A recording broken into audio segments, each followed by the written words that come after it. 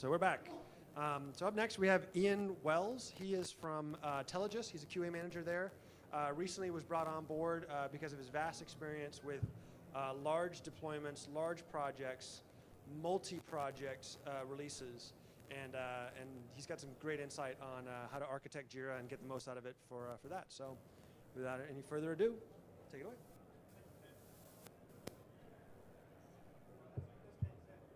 We'll be talking to you about now will be some practical suggestions, hopefully, from experience of deploying JIRA. I've been managing JIRA for the last 4 years, and in particular configuring it, how to configure dashboards so they give reliable information about system status or project status.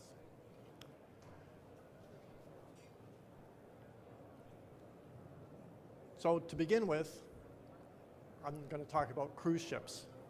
In particular, this cruise ship here. And the name of this cruise ship is called the Allure of the Seas. You may or may not have been on it, but it's the largest cruise ship in the world. And it's longer than a football field, and over 8,000 people can be on this ship. However, it was made in Finland, and Finland's on the Baltic.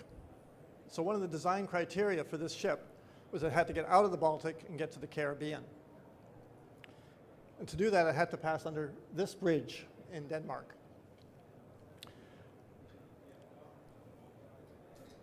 And so several things had to be done to get this ship under this bridge on its maiden voyage.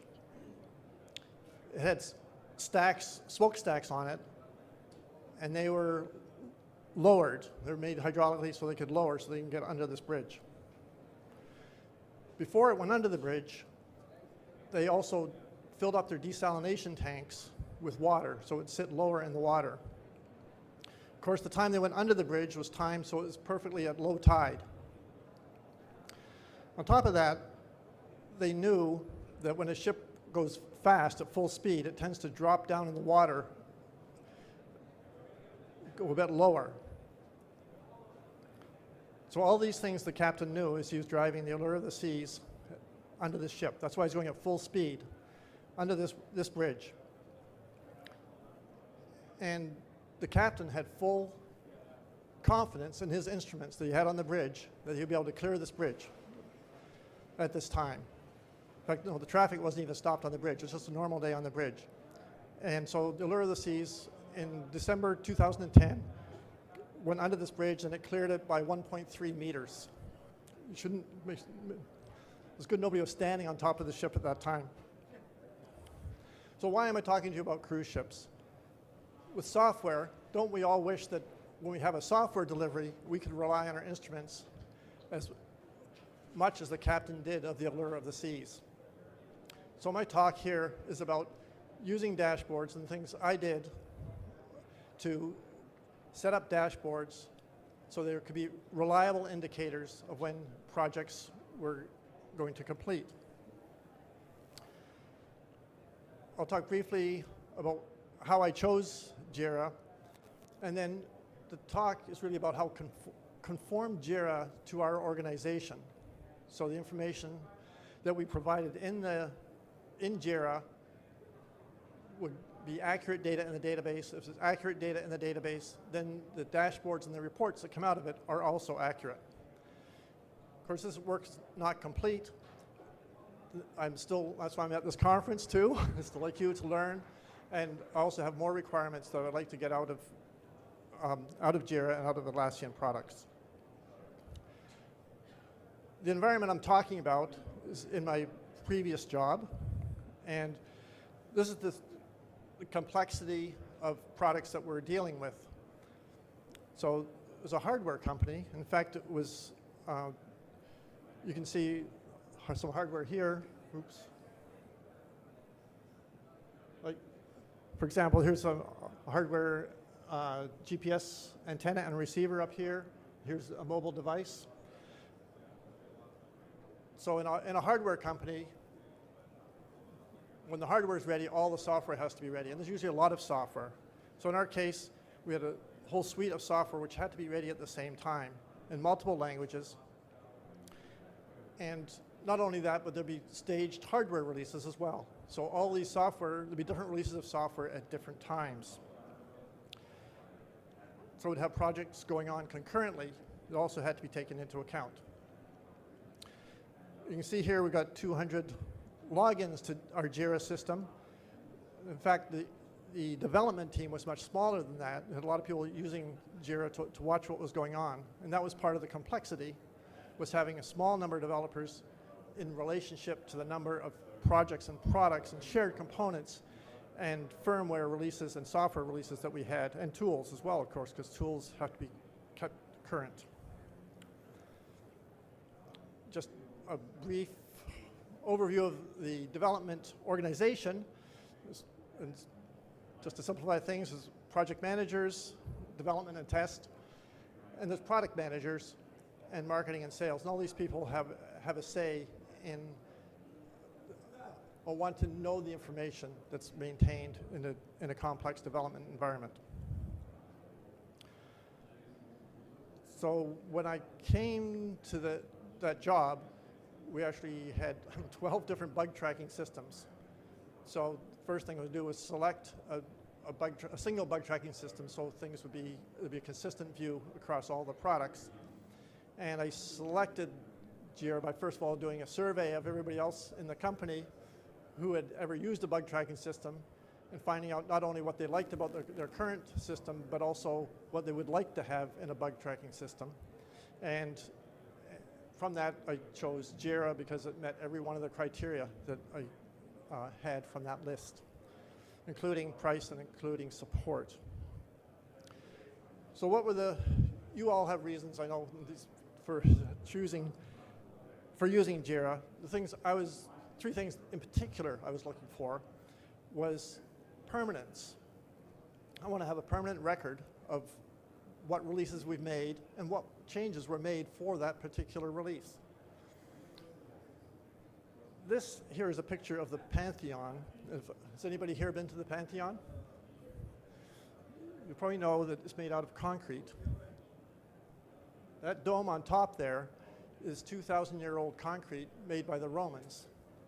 And you probably also know that bridges in this country are falling down because the concrete is decaying after only less than 100 years.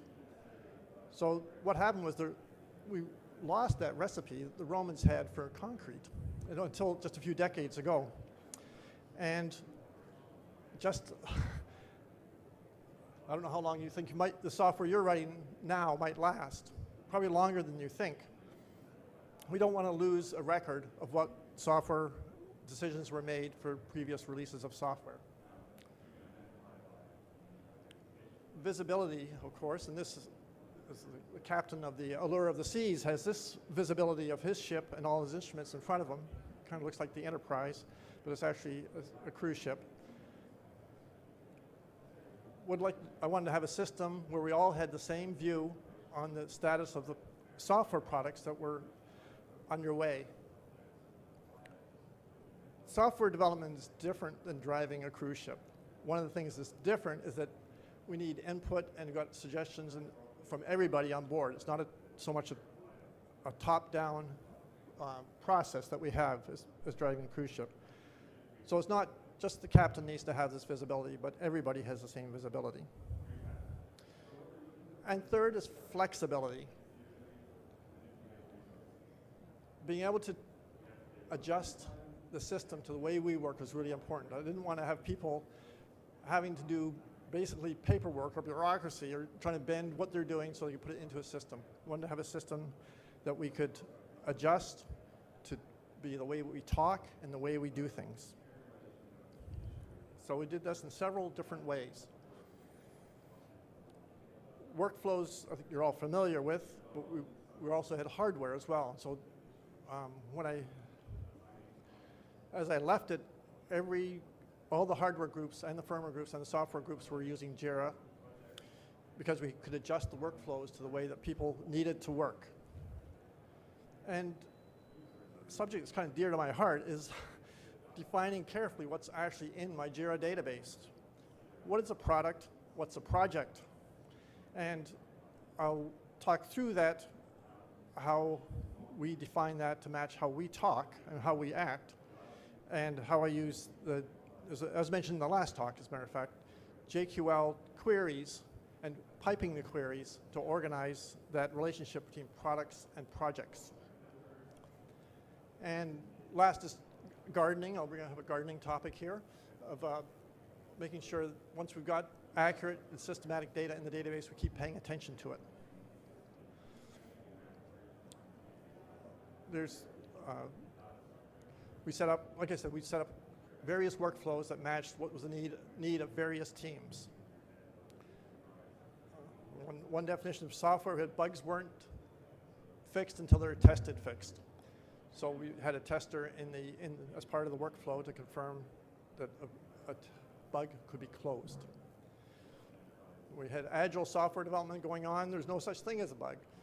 Everything was rework, so that we changed the terminology and changed the workflow. And of course, with hardware, again, we had to take into account board spins. For people who haven't worked in hardware, things are much slower and methodical in hardware because it's much harder to change a board after it's been designed and you find a bug in it. You can't just rebuild. You actually have to send it out to get a new spin of the board. So our workflows for hardware took those cycles into account. This is roughly the workflow we use for hardware. Coming back to what is a product. Well, we have product managers, and a product manager owns a particular software product. That product goes through multiple releases, and that product manager, all the way through its life cycle, is responsible for it. The product keeps going.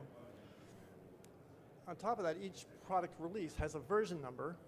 It sounds very basic, but it's also crucial to understanding what are the base types in our JIRA database. We have a unique version number associated with each release, and the next release has a higher version number than the previous one. But we always can tag and know what software we're talking about. So this is the world of a product manager. They will understand this very well. And of course, a product here you can see just maps. Oops. The product just maps, if I push the right button this time, to what in JIRA language is a project. So it's a little bit confusing, right? So what a project means to us is a project just happens once.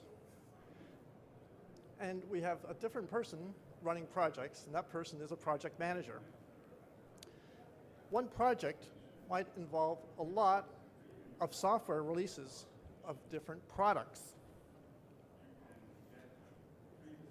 And maybe up to 10 or 15 different products might all be released as part of one project. And on top of that, projects might be going on concurrently. It might be a project to release a whole raft of software versions in July, and again in September, but a different release of some of those products.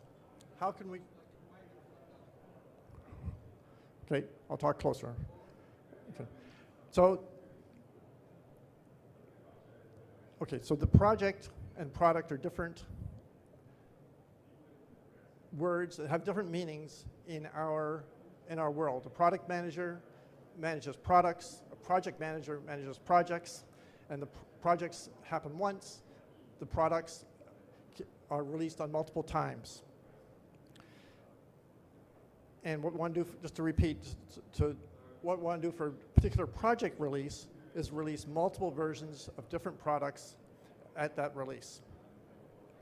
So what I use is the JIRA dashboard to represent the project status. Boy, that's sort of confusing, right? And it was very confusing when I got JIRA as to who I was talking to and what people thought when they looked at JIRA. So one of the things I did to conform JIRA to us was change the word project to product in JIRA. And the way I did that, there's no option, maybe Atlassian will put one in there, but there's no option to be able to do that. So here's the process I went through. I just went through the language file. I just basically translated the word project in JIRA to the word product and kept all the words the same. And you can see the steps here through extracting and changing the language file for one of the languages, and then running a Python script through there. And when you're all said and done, everywhere, almost everywhere in JIRA, the word project has been changed to product, which exactly matched what our organization, the way they talked. So once this was in place, then I was able to also talk to product managers and also decide what kinds of products I was going to put in JIRA. And the rule was, if something's in JIRA, it has to have version numbers that ascend, because it's only products that are in there. So in JIRA, we're storing hardware products. We can version those. Shared components can be there, because shared components can be part of a project as well. And products, software products, and firmware. All those things all have those characteristics and match the way we work.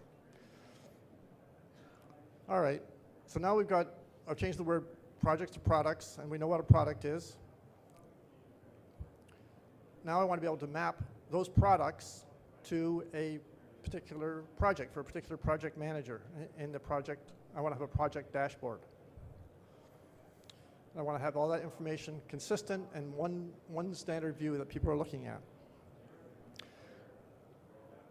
To do that, I set up a series of queries. I was very, very happy when JQL came along. It's just wonderful, so I take advantage of this. What I'm doing is piping queries. So I'm starting off with one query that I call the mother query that is, and I'll show you an example of that, that will list all the products and the version numbers that are going to are destined for that particular project release. Once I have that, then because I can pipe these queries, then I can say, all right, that's all the issues to do with this project, every single one of them, open, closed, whatever. From that, I can build a daughter query that just says, give me all those, but only tell me the bugs, or only tell me the open ones. But I have one source of truth for the project, which is the mother query. Here you can see a set of the queries that I would construct for a typical project in my sense of the word. So you can see that there's the mother query is in there, and you can also, there's a whole raft of other ones which would be useful information to know by different people, like which bugs are opened, which bugs have been opened recently, but no action's been taken. All sorts, which issues have been closed, for example. So now I have a model that maps projects to our world and matches projects to the way we talk about them, and matches projects to the product releases we're talking about. So for this to work, really it all comes down to one query, which is taking care of your mother query.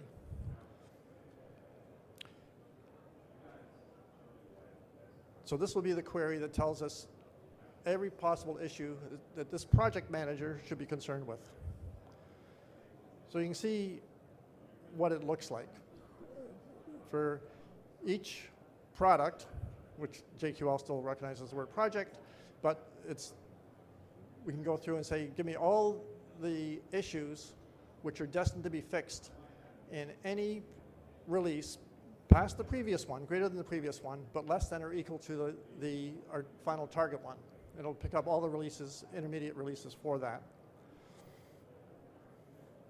There's a couple of things to note here. One is that I'm using the ID numbers there for the fix and release versions.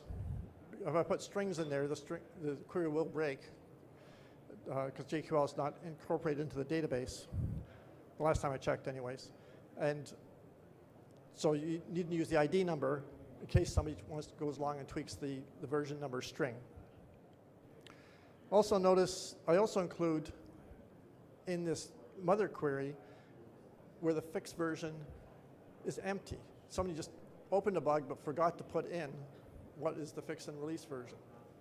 I do that because I've lost bugs in the past because somebody forgot to do that and it's fallen off the dashboard. So by default, those will appear on the project dashboard.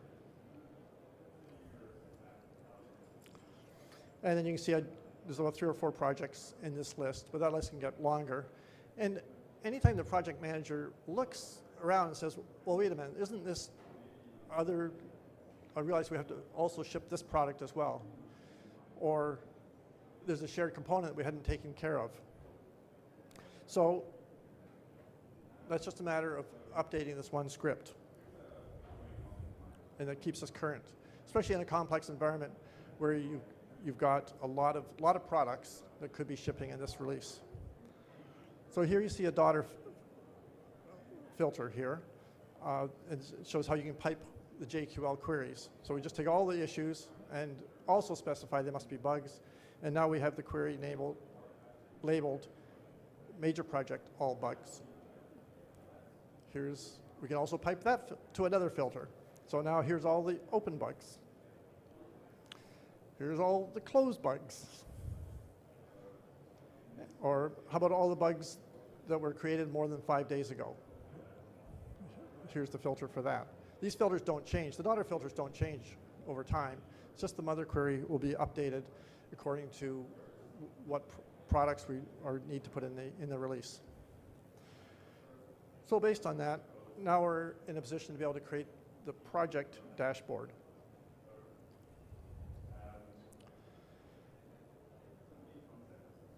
So this is you all's, how many people here are using project dashboards? Yeah, I think, as mentioned in the last talk, it's a great, very useful thing. This is a project dashboard in our sense, because on the left-hand side, this is how I typically would configure it. On the left-hand side is kind of a development view, overview of the status of this project. It says, well, the developers have 7 days to their deadline to get all their work done. And the pie chart shows the products, the open issues in these products that need to be addressed by development. On the right-hand side, we see the number of days QA has to look at the same project. They have more time, and this gives some information. The testers are generally working down the right-hand side of this list, getting their bar graphs down to 0. In the center, I put things that are common to the whole project. So now I'm able to build a find fix chart for all the products as part of this project release. I do have test data in for this display, by the way, so where I'm showing the find fix chart kind of going like a smile. Of course, we wanted to have it shaped more like a bell curve, would be a show that we're on track. In fact, that find fix chart is one of the major things I look at. It's been, once I got reliable data like this into the system, as a predictor of whether we're on track or not. I've had examples where the find fix chart stays flat, and that's just a red flag right away to find out why that's happening, or even going the other way. So the JQL piped queries enable me to build a project dashboard that is relevant for the project manager, but of course everybody else in the organization can also see that and have the same view. So we can do that. What we've got now, we've got to make sure we've got consistent data in the database, because that chart is only accurate as the data in the database.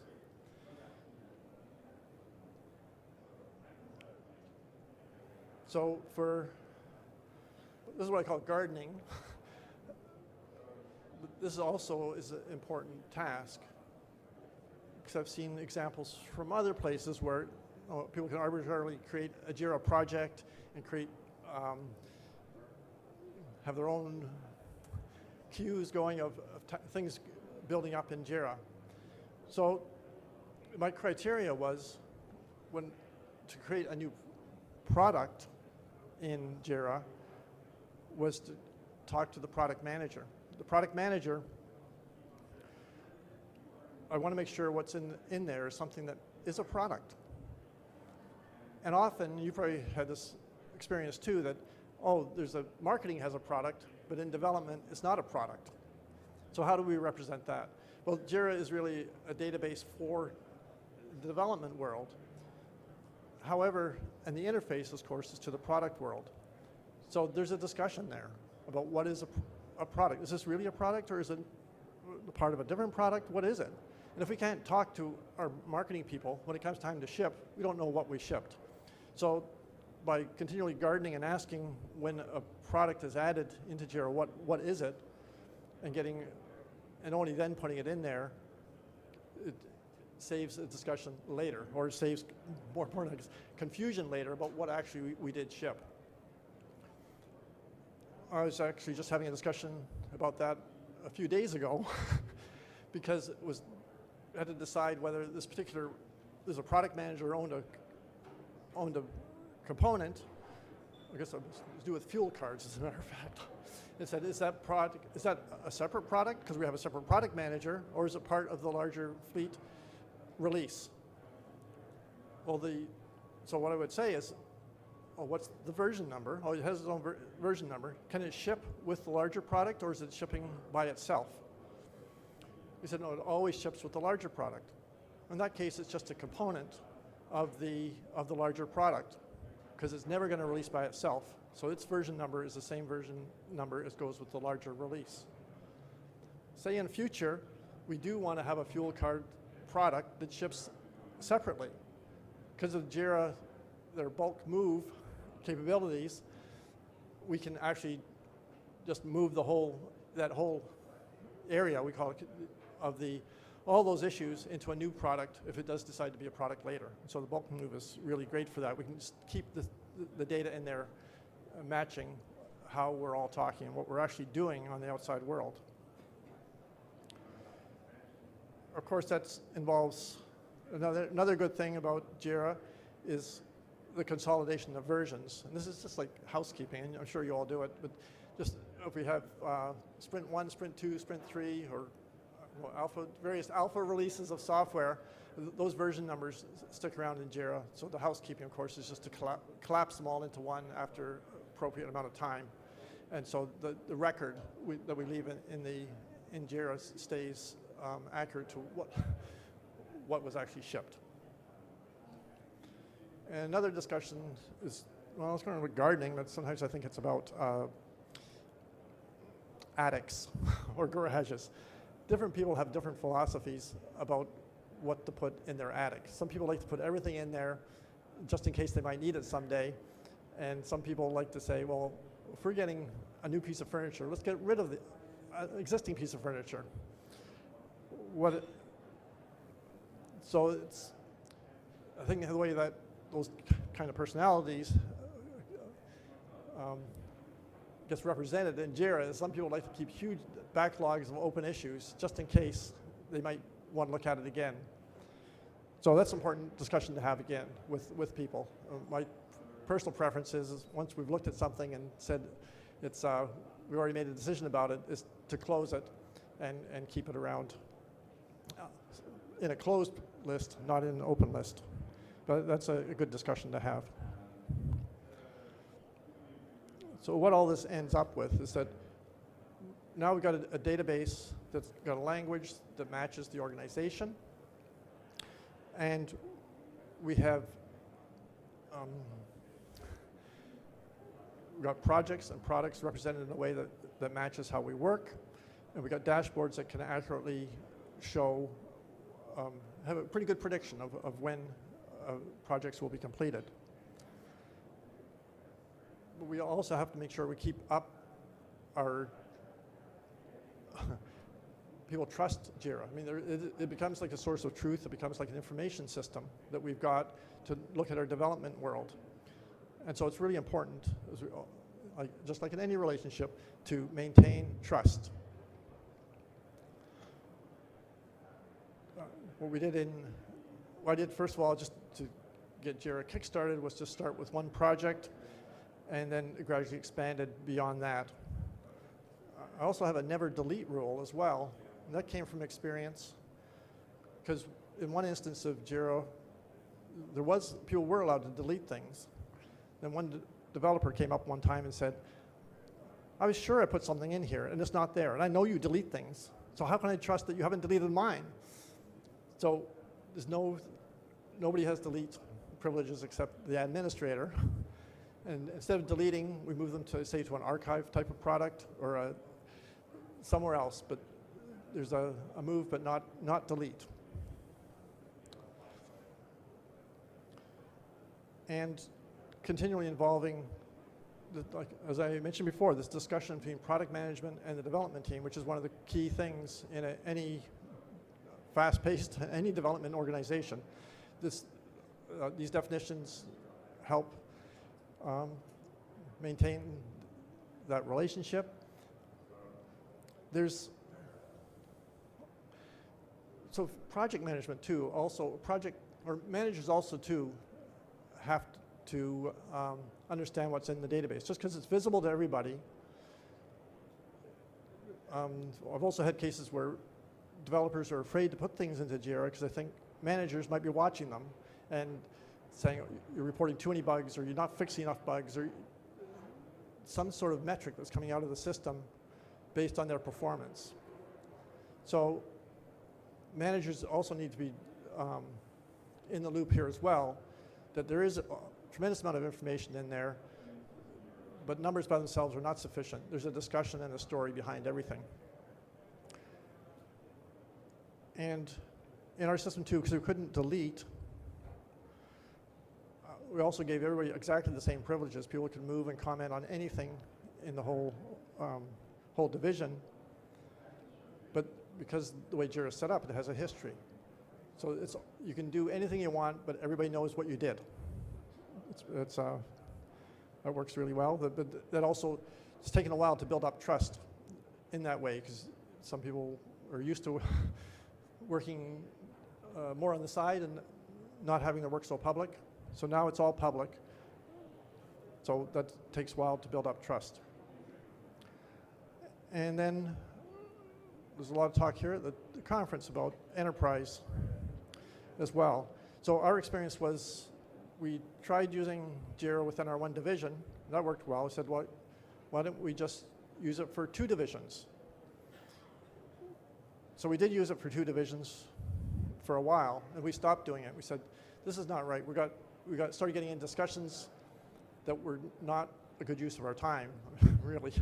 Like, when do you want to upgrade JIRA? Oh, we want to upgrade it right now because we have a lull in our development cycle. Oh, but we want to, the other side would say,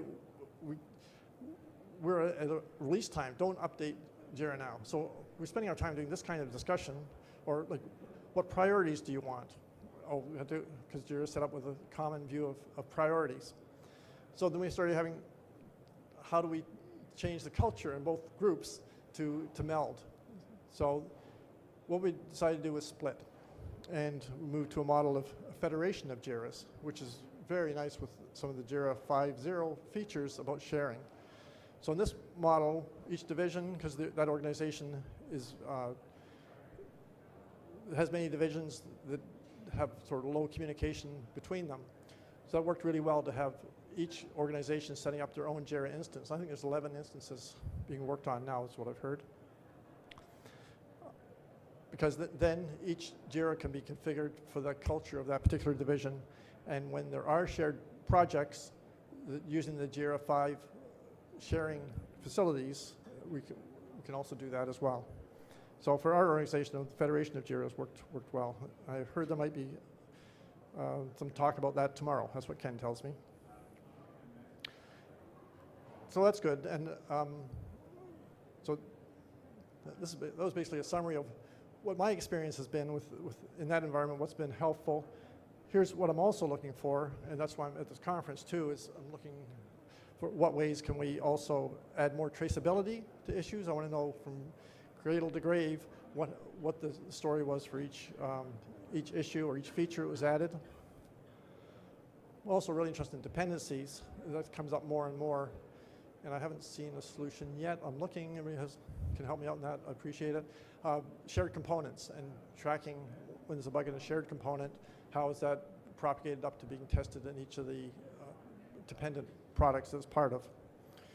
And all at the same time, it's because JIRA is lightweight in terms of imposing any additional structure on the organization. It also means we maintain high-speed development, which is the name of the game. So just like the Allure of the Seas, it was able to pass under this bridge just barely and perfectly because the captain had full trust in his instruments. So JIRA can also be used to have full trust in the dashboards you have to look at your software release process. So thank you very much.